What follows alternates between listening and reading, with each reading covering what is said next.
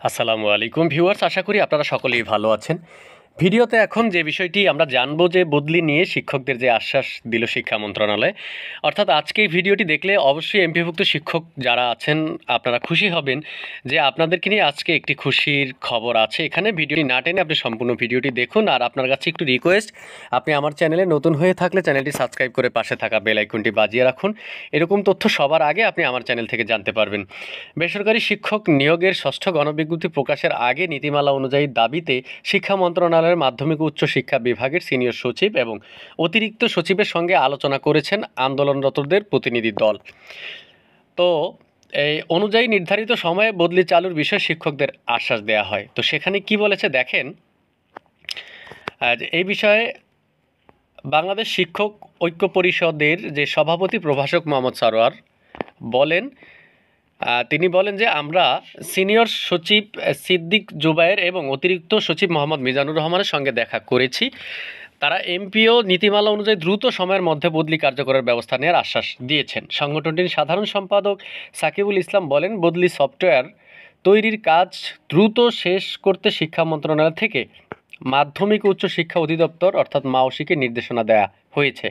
দেখেন যে বদলি সফটওয়্যার তৈরির কাজ দ্রুত শেষ করতে শিক্ষা মন্ত্রণালয় থেকে মাধ্যমিক উচ্চ শিক্ষা অধিদপ্তর অর্থাৎ মাওসিকে নির্দেশনা দেওয়া হয়েছে। আমরা মাওসিতে গিয়েছিলাম। আগামীকাল মঙ্গলবার মাওসিতে বদলি সংক্রান্ত সভা রয়েছে। আমরা মন্ত্রণালয়ের আশ্বাসে আন্দোলন স্থগিত করেছি। এর আগে সোমবার সকাল 10টা থেকে এমপিও নীতিমালা অনুযায়ী বদলি কার্যক্রম চালুর দাবিতে প্রেস ক্লাবের সামনে অবস্থান কর্মসূচি পালন শুরু করেন শিক্ষকরা। পরে দুপুর 12:30টার দিকে সচিবালয়ে প্রবেশ করেন শিক্ষকদের 5 সদস্যের একটি প্রতিনিধি দল। সচিবালয়ের আলোচনা শেষে স্মারকলিপি জমা দেন তারা।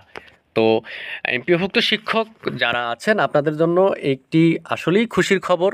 আর আপনাদের যে বদলি এটি আসলে দীর্ঘদিনের দাবি। আমরা চাই যেন শিক্ষক অর্থাৎ ইন্ডেক্সারি শিক্ষক যারা আছেন, যেহেতু চতুর্থ গণবিজ্ঞপ্তি থেকে তাদের আবেদনের পথ বন্ধ হয়ে গেছে, অর্থাৎ গণবিজ্ঞপ্তিতে আবেদন করতে পারেন না, যেহেতু তার আগে আপনারা ইন্ডেক্স পেয়ে বাড়ি থেকে শত শত মাইল দূরে আপনারা চাকরি করছেন।